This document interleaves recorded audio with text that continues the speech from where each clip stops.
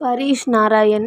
రీసెంట్గానే పరీష్ నారాయణ్ ధనుష్ డైరెక్షన్లో 'జాబిలమ్మ నీకు అంత కోపమా' మూవీతో ఇండస్ట్రీకి ఎంట్రీ ఇచ్చాడు. ఈ మూవీతో యూత్లో ఫుల్ క్రేజ్ తెచ్చుకున్నారు. అండ్ ఈ మూవీ తర్వాత పరీష్ నారాయణ్ మూవీస్ విషయంలో చాలా జాగ్రత్తగా ఉంటున్నారు. అండ్ మూవీస్ పరంగా పరీష్ గారు రమ్య రంగనాథ్ రీసెంట్గానే 'జాబిలమ్మ నీకు అంత కోపమా' మూవీలో ఒక ఇంపార్టెంట్ క్యారెక్టర్లో యాక్ట్ చేశారు. ఈ మూవీలో యాక్టర్గానే కాకుండా డాన్సర్గాను మంచి నేమ్ తెచ్చుకున్నారు. అండ్ రమ్య రంగనాథ్ గారు ఆడిటర్గా పర్ఫార్మింగ్ కూడా చేస్తున్నారు. అండ్ రీసెంట్గానే శరణ్య గారు రీసెంట్గానే 'బ్రదర్' అన్న మూవీ చేశారు. ఈ మూవీలో హేమ మాలిని అన్న క్యారెక్టర్లో యాక్ట్ చేశారు. అండ్ తమిళ్లో ఫుల్ మూవీస్ చేసుకుంటూ బిజీ పరీష్ నారాయణ్.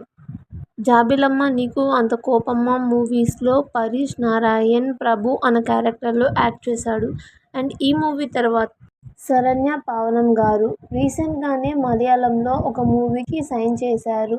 ఈ మూవీ అన్నది ఫిలిం మేకింగ్ జరుగుతోంది. ఈ మూవీకి టైటిల్గా 'బాబాబా' అని పెట్టారు. అండ్ తమిళ్లో 'మజీ పడికథం మనితన్' అన్న మూవీలో రత్నం బుమ్రాస్ మదర్ క్యారెక్టర్లో యాక్ట్ చేశారు.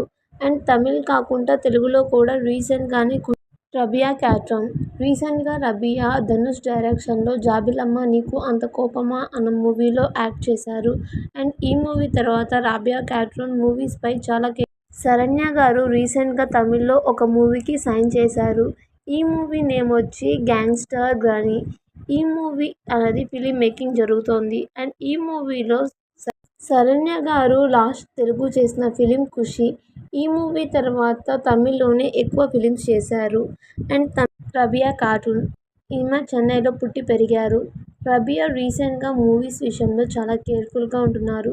అండ్ రబియా తన ఫిలిమ్స్పై చాలా ఫోకస్.